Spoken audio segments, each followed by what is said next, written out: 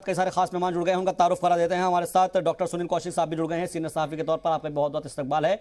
और ब्रेक पर जाने से पहले, क्योंकि शहजाद अब्बास साहब से हमारी बात चल रही थी, मैं शमसी आजाद साहब अब आपका रुख करना चाहूंगा, क्योंकि भारतीय जनता पार्टी को कड़ी टक्कर देने की बात कही जा रही है। बीजेपी का जो एक तरीके से कह सकते हैं कि कोर वोट बैंक है, वो इस बात को लेकर कई बार कह चुका है कि जो राम को लाए हैं हम उनको लेकर आएंगे। और अयोध्या में भी आज वोटिंग हो रही है। आपसे समझना चाहेंगे कि क्या अयोध्या जैसी जगह में सिर्फ एक राम मंदिर ही मुद्दा है बाकी, या फिर डेवलपमेंट भी कोई बात है? बहुत बहुत शुक्रिया आपका और आपके चैनल का। भारतीय जनता पार्टी ने देखिए कभी जो है ऐसा कोई मुद्दा नहीं उठाया जो विवादित मुद्दा हो। भारतीय जनता पार्टी ने सबका साथ सबका विकास और जो काम किया है 5 सालों पर, वही लेकर जनता के बीच में गए हैं। और आज का जो चुनाव रहा है 12 जिले और जिसमें 61 सीटें, सबसे बड़ा चुनाव आज का है।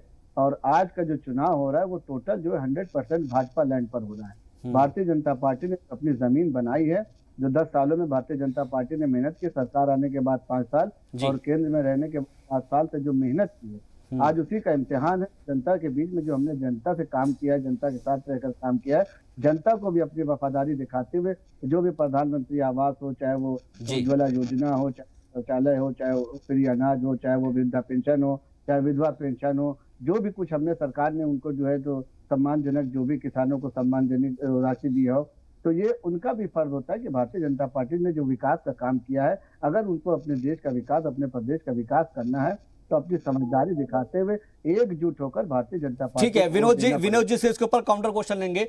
विनोद जी, कितनी तरक्की, कितने विकास हुआ है, जरा आप बताइए।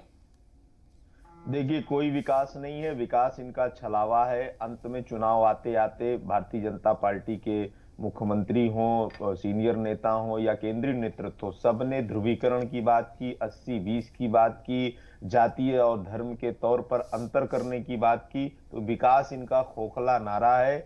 विकास कहीं नहीं हुआ है, केवल विकास के नाम पर जनता को ठगा गया है। 2014 से लगातार भारतीय जनता पार्टी लोगों में उम्मीदें जगा के आई, लेकिन अंतोगत्वा अपने गवर्नेंस के माध्यम से, अपने प्रशासनिक समझ के माध्यम से उन्होंने निराश किया।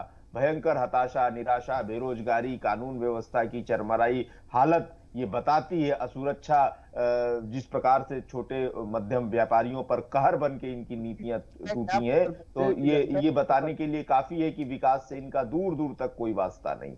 ठीक है सर, मैं आपके पास फिर से लौटूंगा।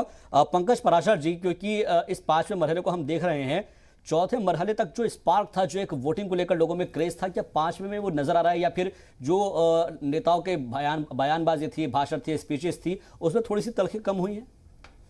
देखिए शाहबाज भाई, तलखी तो लगातार बढ़ रही है। हाँ, ये बात जरूर है कि पहले, दूसरे, तीसरे के बाद अब जैसे जैसे आगे बढ़ रहे हैं, वक्त बहुत लंबा होता जा रहा है, बातें वही हैं, मुद्दे वही हैं, तो जाहिर सी बात है कि आम आदमी उनको कब तक सुनेगा। अब जहाँ हम बैठे हुए हैं नोएडा में, थोड़ा सा हमें इस वजह से भी कम नज़र आ रहा है क्योंकि यहाँ से चुनाव बहुत दूर जा चुका है, कई सौ किलोमीटर दूर है। तो वहाँ जो माहौल है, वहाँ फिलहाल ऐसा ही माहौल है जैसा हमारे यहाँ पहले और दूसरे, तीसरे फेज में हम लोग देख रहे थे। एक और असर पड़ा है, अभी हम लोग चर्चा कर रहे थे जी, जो यूक्रेन और रसिया का युद्ध शुरू हो गया जी, तो पिछले 3-4-5 दिन से जो है उसको लेके आवाम जो है वो थोड़ा सा उस तरफ डाइवर्ट हुआ है। हालांकि उसका एक दूसरा एस्पेक्ट भी है जी, उसका असर इस चुनाव के ऊपर माइनर दिखे, लेकिन दिखेगा जरूर। क्योंकि भारतीय जनता पार्टी ने, आप देख रहे होंगे पिछले 2-3 दिन से स्टूडेंट्स को वापस लाने के लिए एक वृहद स्तर पर योजना बनाई है, जिसके बाद आप केंद्रीय मंत्री स्टूडेंट्स को रिसीव करने पहुंच रहे हैं जी। और भाजपा कहीं ना कहीं ये मैसेज देने का प्रयास कर रही है कि देखिए, यूक्रेन में एक कमजोर सदर है जिसकी वजह से वहां रसिया घुस गया, और हमें एक मजबूत सरकार चाहिए, मजबूत सरकार केंद्र में चाहिए। और केंद्र का रास्ता क्योंकि उत्तर प्रदेश से जाता है, तो इसलिए आप उत्तर प्रदेश में भारतीय जनता पार्टी को मजबूती के साथ चुनिए, जिससे कि आने वाला जो चुनाव होगा 2024 में वो मोदी के हाथ मजबूत करेगा। तो ये एक नई चीजें 2-3 दिन से भारतीय जनता पार्टी के नेताओं ने इंजेक्ट करनी शुरू की है माहौल के अंदर। अब इसका देखते हैं कि असर क्या पड़ता है आज के चुनाव पे, आने वाले जो बाकी 2 शेष चरण बचे हैं। डॉक्टर सुनील कौशिक, क्योंकि जिस तरीके से पराशर सर ने कहा है कि भले ही जो लोगों का माइंड डाइवर्ट हुआ है, लेकिन कहते हैं कि जो ब्रांडिंग अगर की जाए तो आप यूक्रेन का मुद्दा भी बना सकते हो, आप एक तरीके से रशिया का मुद्दा भी बना सकते हो। नहीं नहीं, बिल्कुल बिल्कुल है। देखो, जब तक आपका नेतृत्व जो है वो किसी भी देश में है, ठीक से और समय पर निर्णय लेने वाला नहीं होता है, तो निश्चित तौर से यूक्रेन जैसी दिक्कतें आती हैं। देखो, चाइना और भारत के बीच जो भी तक थी पिछले 2 साल पहले बढ़ी थी, अमेरिका ने बार बार कहा कि हम आपके साथ हैं, लेकिन अपने देश ने नहीं माना उसको, न कहा हम अपने हिसाब से हैंडल करेंगे। अमेरिका ने मध्यस्थता करने का भी बात कही, अपने देश ने बिल्कुल सिरे से खारिज कर दिया।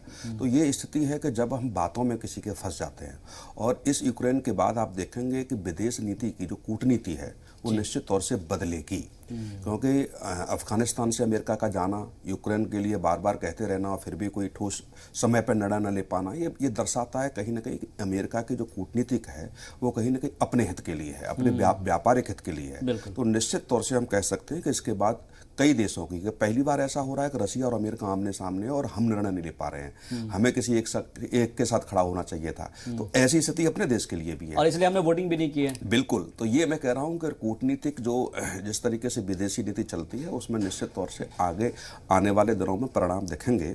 लेकिन जो पारासर जी ने कहा कि यूपी की राजनीति से इससे भी प्रभावित होगी, निश्चित तौर से होगी, क्योंकि जब हम निर्णय लेने की, ऐसा नहीं है कि मनमोहन सिंह जी बहुत अच्छे व्यक्ति नहीं थे, लेकिन समय पर निर्णय लेने की क्षमता प्रधानमंत्री में होनी चाहिए थी। किसी की बात माननी है कि नहीं माननी है, कोई एक कोर टीम होती है।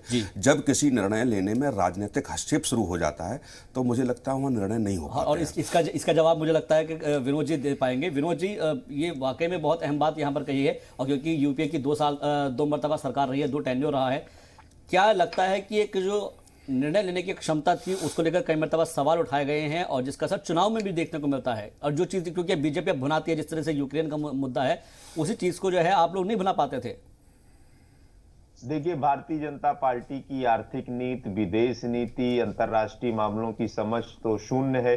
अगर शून्य नहीं होती तो मैं यूपीए कार्यकाल के दौरान विद्वान, गंभीर, संवेदनशील प्रधानमंत्री के कार्यकाल की तुलना तथ्यात्मक रूप से करेंगे तो आपको अंतर स्पष्ट आ जाएगा। आज पड़ोसी देशों से जो समन्वय संवाद की स्थिति है, जिस स्तर के संबंध है, तब के इसमें क्या स्थितियां थी, लगातार भारतीय नहीं वो ये कह रहे हैं कि जो निर्णय लेने की क्षमता थी, मतलब एक तरीके से वो किसी और के हाथ में थी। बिल्कुल निर्णय लेने की क्षमता थी। जो लोग ये कहते हैं पूर्व प्रधानमंत्री मनमोहन सिंह जी की निर्णय लेने की अक्षमता की बात करते हैं, तो उन्होंने आर्थिक सुधार से लेके हर विषम परिस्थितियों में भारत के भविष्य को सुनिश्चित करने के लिए वो ठोस प्रमाणिक नीतियां बनाई, जिससे मार्ग प्रशस्त हुआ विकास का, भारत के सम्मान का। भारतीय जनता पार्टी को अपनी 3 मुख्य नीतियां बता दें जिसमें उन्होंने सम्मान बढ़ाने का काम किया। अगर आप क्रमवार देखेंगे, चाहे अंतरराष्ट्रीय स्तर के मामलों की बात हो, प्रोपोगेंडा मशीन की मैं बात नहीं कर रहा हूं, उस चुनावी मंच से अपने पक्ष में भुनाने की बात नहीं कर रहा हूं मिथ्या प्रचार के माध्यम से, मैं ठोस प्रमाणिक नीति बनाने की बात कर रहा हूं। आज भारत की स्थिति उस तरीके से नहीं है। अपने संबंधियों के साथ, अपने पड़ोसी देशों के साथ, या अंतरराष्ट्रीय जो मंचों पर जिस प्रकार से भारत का प्रतिनिधित्व समझदारी से, गंभीरता से इसके भविष्य को देख के होता था, आज कहां है वैसी स्थितियां। लगातार इस कैंप पे भी चले जाएंगे तो लगातार इस कैंप में इनकी भूमिका हर महत्वपूर्ण मुद्दे पर संदिग्ध की भूमिका। ठीक है, यानी आप कह रहे हैं कि जो इंटरनेशनल लेवल के जो मुद्दे होते हैं उनको काफी अच्छे से आप लोगों ने टैकल किया था। ये बात अलग है कि आप उसकी ब्रांडिंग या पैकेजिंग नहीं कर पाए हैं, और जिसको जो है उस टाइम पर खैर सोशल मीडिया भी इतना ज्यादा एक्टिव नहीं था।